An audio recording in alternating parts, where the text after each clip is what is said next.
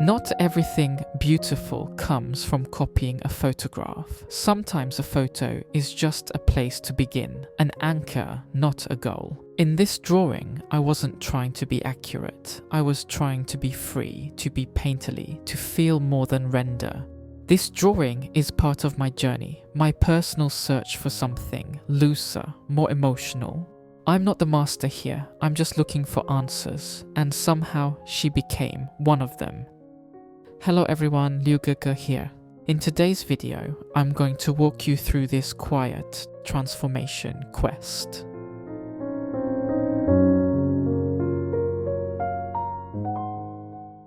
Some drawings begin with careful outlines, but not this one. I reached straight for the Willow charcoal, soft, messy, and hard to control, and started smudging it with my fingers. Not trying to draw a face, not even thinking of her eyes, just placing a presence, a weight, a mood.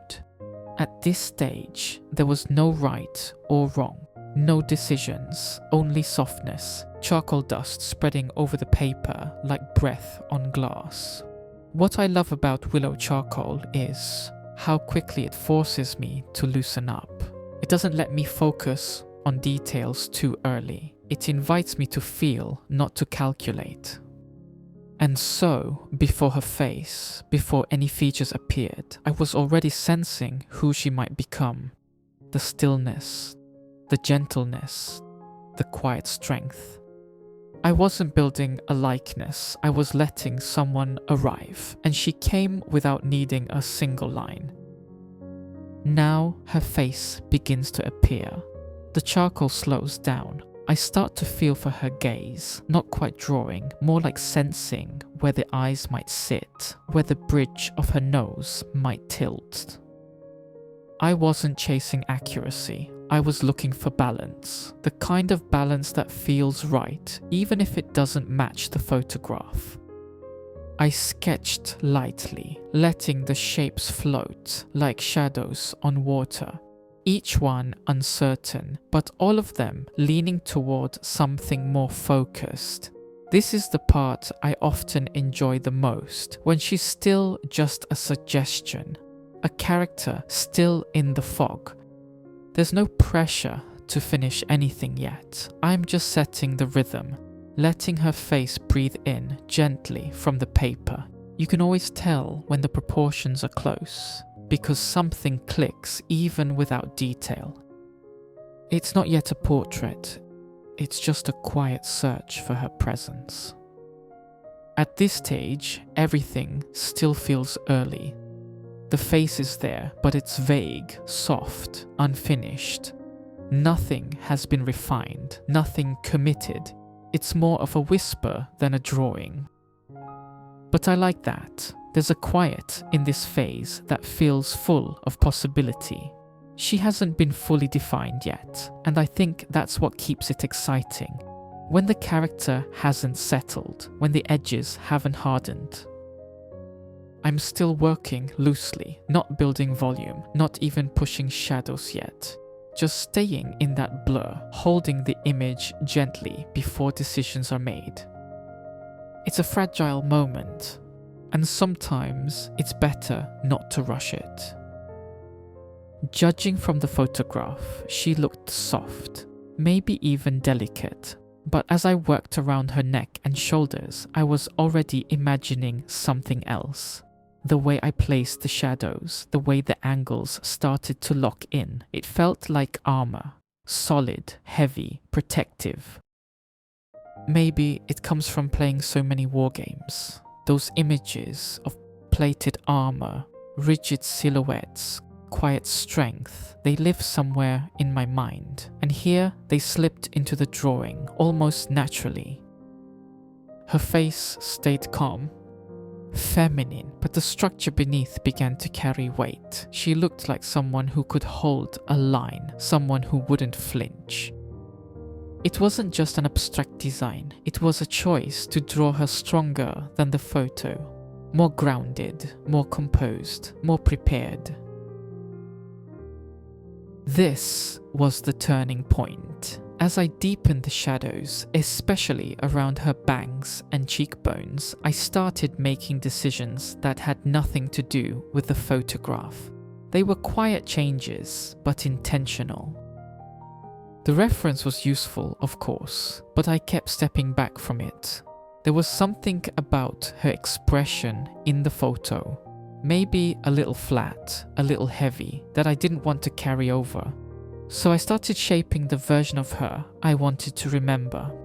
More lifted, more composed, and a little prettier, I think.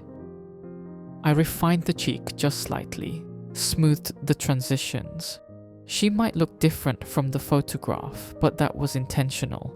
I wanted her to feel lighter, more idealized, like someone you'd remember from a dream. This wasn't accidental. I was very aware of the shift.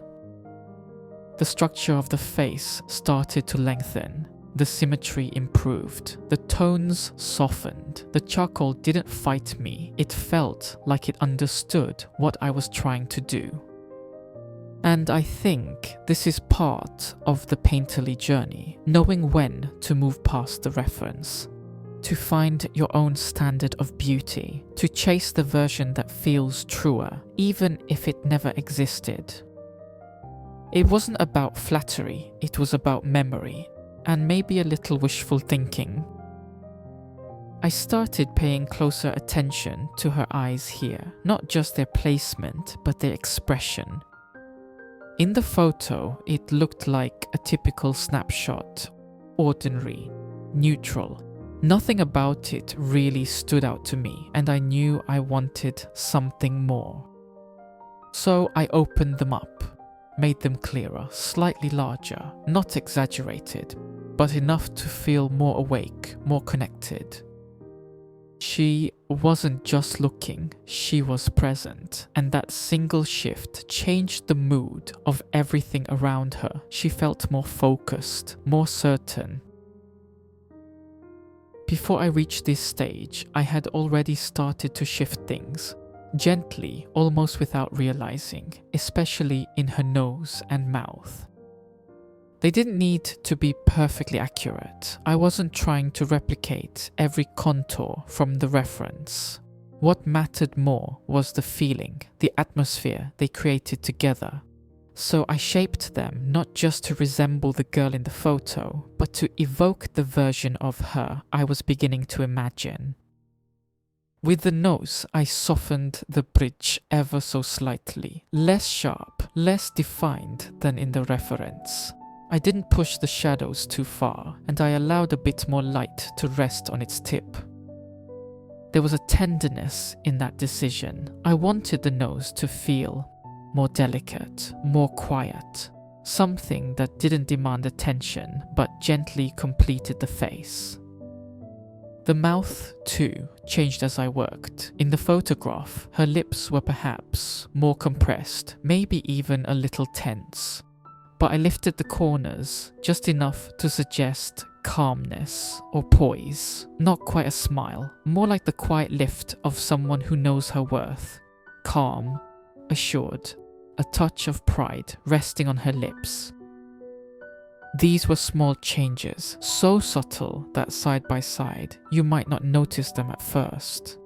But to me, they meant everything. They were the beginning of a new version of her. Someone still grounded in the photo, but no longer limited by it. This is where everything settled. Her face finally came into focus. The lips, the nose, the balance between the features.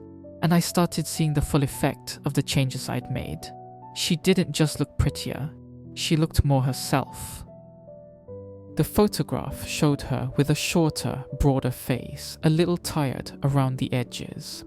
But here, I lengthened the structure just slightly, sharpened the rhythm of her jaw, and softened the skin with smoother transitions. There were no sharp outlines, no overworked details, just gentle shifts in value, letting the light do the work. And somehow, all those subtle choices came together, not to impress, but to elevate her. She became a better version of what I saw, a flawless figure of quiet strength. I think that's the kind of beauty I'm always chasing. Not the beauty of fashion or perfection, but the kind that feels remembered, even if it never existed. The kind of beauty that lives between shadows and silence. Her presence is now calm, confident, and quietly beautiful.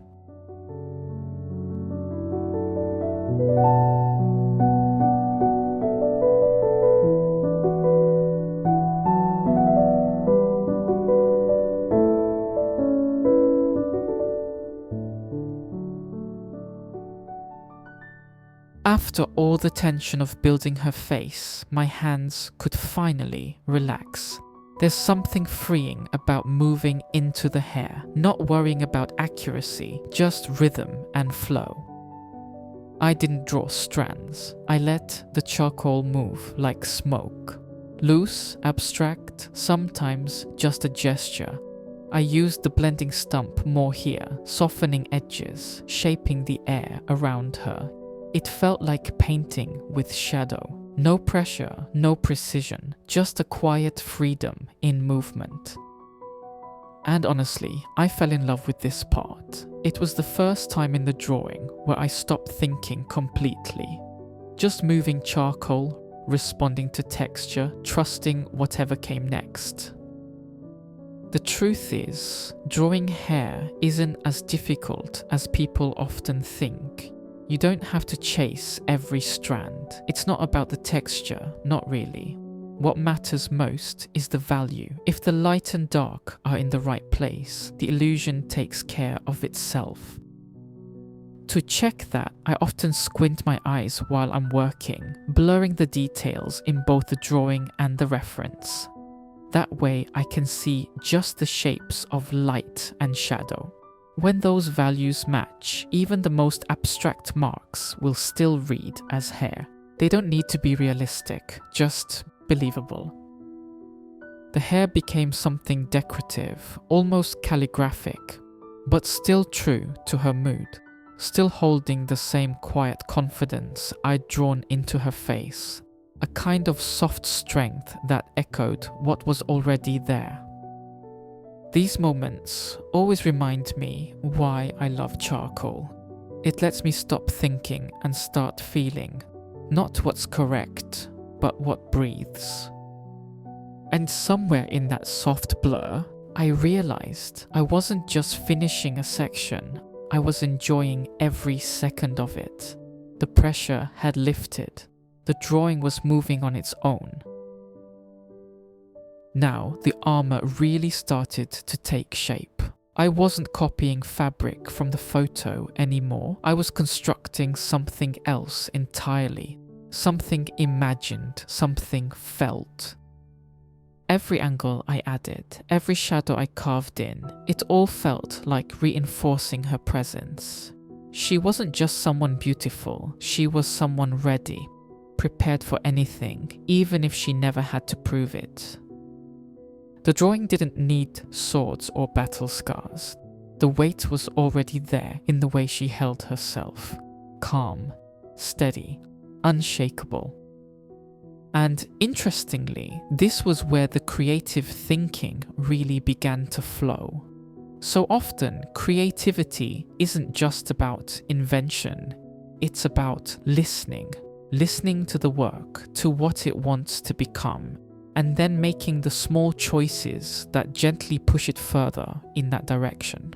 That's something I've had to learn, how to not only look, but to observe. When I gather references, I don't just collect what looks good, I collect what makes me feel something. Angles of fabric, the posture of a figure, light falling across an old stone wall. Even if I don't use them directly, they become part of my inner library. So that when I'm drawing something like this armor, I'm not inventing from nothing.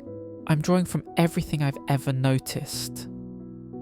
That's where real creative freedom comes from. Not from being clever, but from paying attention. From training the eye to see structure and intention in the smallest things. And here, even though I never outlined a single plate, the forms suggested strength, like protective layers drawn from memory. They weren't literal, but they carried weight. This wasn't costume, this was character.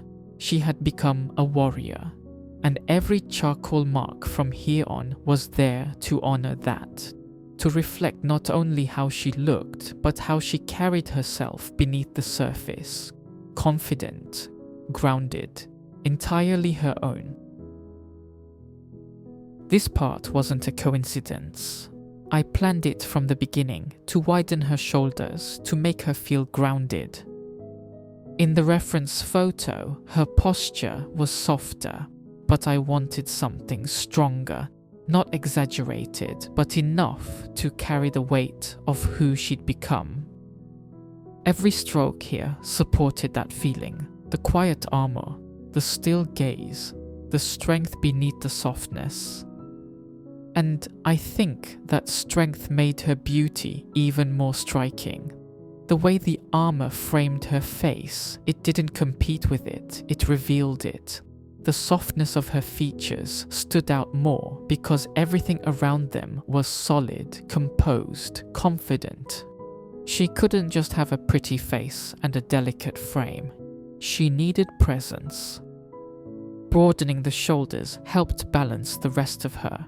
The neck, the jaw, the gaze, it all settled into place. This wasn't just a design choice, it was part of the story I wanted to tell through my drawing. This was the quietest part, just softening the background, adjusting the haze, lifting a few final touches with the eraser. I wasn't adding anything new. I was listening, making sure the drawing had said everything it needed to say. I didn't want drama. I just wanted stillness, as if she had always been here and I had only just cleared the dust around her. And as I stepped back, I saw it. She didn't just end up with a prettier face. She ended up with presence. She is composed. She is strong. She is perfect.